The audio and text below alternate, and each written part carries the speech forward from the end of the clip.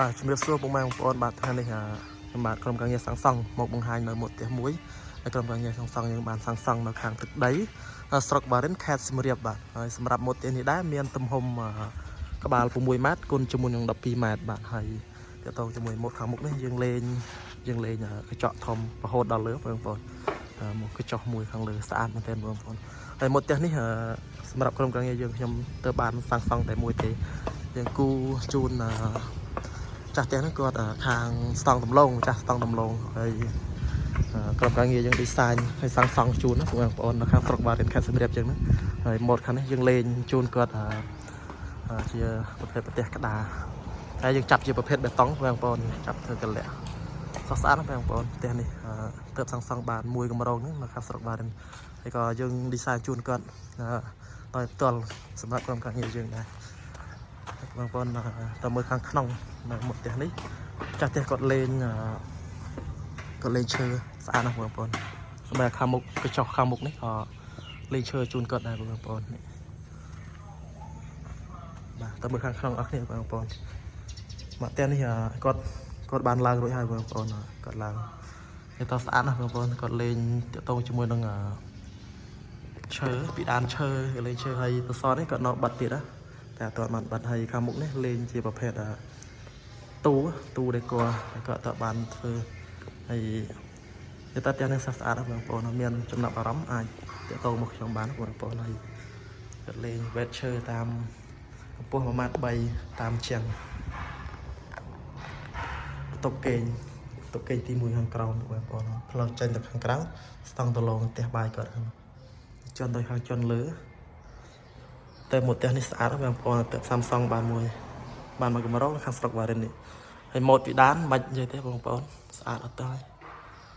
លេងឈើពេញលេង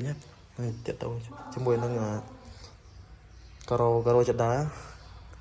អត់ទាន់សម័យបងប្អូនម៉ូតផ្ទះនេះចាស់គាត់ហៃដែរគាត់លេងមែនទែនហើយតងជាមួយនឹងប្រកាន់ដៃស្អាតឈើស្អាតទាក់ទងឈើគឺមើលទៅពេញភ្នែកដល់បងប្អូនថតចឹងអត់សូវស្អាតណាតែបើពូម៉ែបងប្អូនមើលផ្ទាល់ក្នុងភ្នែកគឺស្អាតណាស់បងប្អូនតងជាមួយនឹងឈើគាត់លេងពីដាននេះជន់ឡាទឿបងប្អូនទេនេះឡាទឿបងប្អូននេះជន់លើជន់ឡាទឿគាត់លេងពីដានជូនគាត់ពីផុងហើយខាងនេះទៀតបងប្អូននេះកន្លែងរៀនហាលបងប្អូនកន្លែងវេរ៉ង់ដាគាត់លេងកូនកម្លាំងស្អាតណាជន់មើលទៅខាងក្រោមផ្ទះនេះទំហំ6ម៉ែត្រគុណ12ម៉ែត្របងប្អូនហើយបន្ទប់គេងមាន3បន្ទប់គេងហើយបន្ទប់ទឹក2ផ្ទះបាយ1កន្លែងតួភ្ញៀវមានចឹងបងប្អូន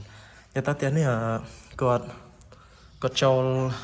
នៅហើយបងប្អូនព្រោះដោយសារតែខ្ញុំតែរវល់នៅមួយកម្រងឆ្ងាយទៅអត់ទាន់បានមកថតនៅកម្រងគាត់អញ្ចឹងគាត់ឡើងកាលជាថ្ងៃទី30គាត់អញ្ជើញដែរមកឡើងផ្ទះគាត់ថ្ងៃទី30ហើយគាត់អត់ចូលនៅប្រហែលជា2ថ្ងៃ3ថ្ងៃបងប្អូនគាត់ទៅចូលនៅដែរនេះបន្ទប់គេងមីក្រូសាគាត់អត់ទាន់បានដាក់តុទូឯទេបងប្អូនក្រៃអីគឺគាត់ទៅតែចូលនៅគាត់អត់ទាន់បានជួលឲ្យបានចូលមកអស់អានេះបន្ទប់ទឹកបងប្អូនបន្ទប់ទឹកទីជន់លើ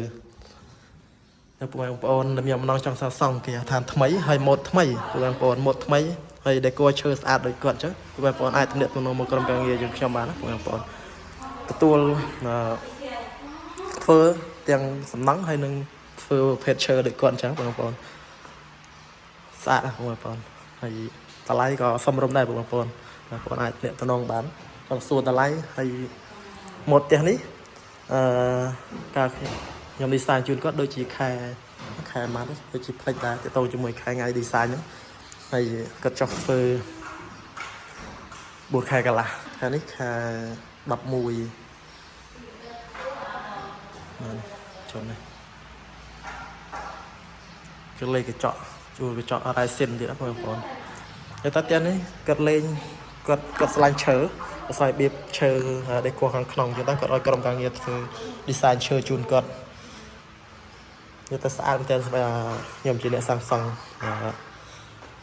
tiệt tràn đại làไปเคยกด lên chơi แต่นี่ก็ lên chơi ច្រានតែស្អាតមែនតើស្បែកតាការ៉ូក៏រើសសំជាមួយនឹងមុតទៅដាក់ប្រភេទប៉ាន់ការ៉ូទៅក៏រើសទៅសំណាជួយបងព្រោះគាត់ដូចថាចឹងគាត់តសម័យដែរគាត់ម្ចាស់ស្តង់ដំឡងថានេះចិនចោះចិនទៅចិនតដៃវិញបងប្អូនបងប្អូនចង់បានមុខផ្ទះនេះចង់ដឹងតម្លៃពិត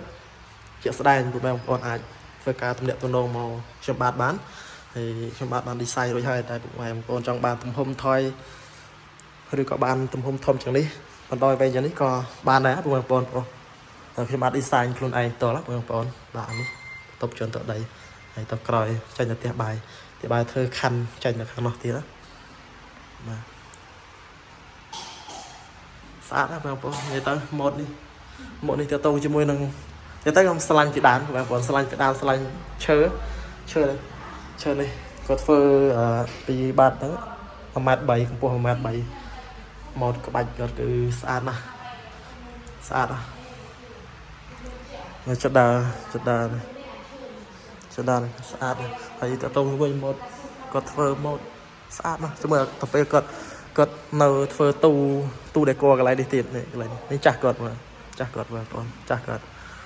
ស្អាតណាស់បងប្អូនចង់បានកុំភ្លេចតាក់ទងមកក្រុមការងារយើងខ្ញុំមកចង្ហូរខាងក្នុងបងប្អូនស្អាតណាស់ចាស់គាត់មានឈើច្រើនគាត់មានគ្រឿងសង្ហារឹមខ្លួនគាត់ខ្លះហើយគាត់ដាក់